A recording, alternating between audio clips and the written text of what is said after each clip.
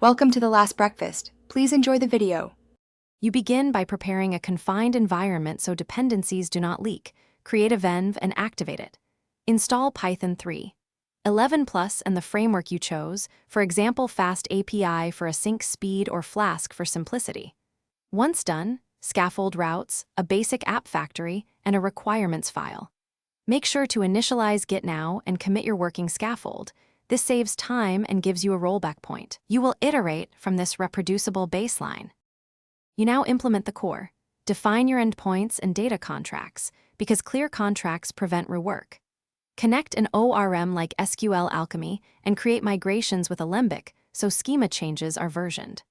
Once data is reliable, add caching with Redis and background processing via Celery or RQ to keep requests fast. Make sure to add authentication using JWT or OAuth2 and centralize config. Then write tests that exercise main flows. Automated tests catch regressions before deployment. You finalize by containerizing the app and wiring up continuous integration so builds are repeatable, push images to a registry and deploy with health checks.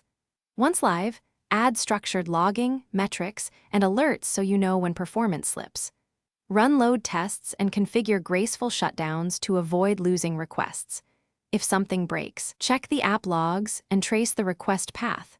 Correlate request ID across services to isolate the failing component quickly, then roll back if needed. Thanks for watching. If this was helpful, leave a like and consider subscribing. See you next time.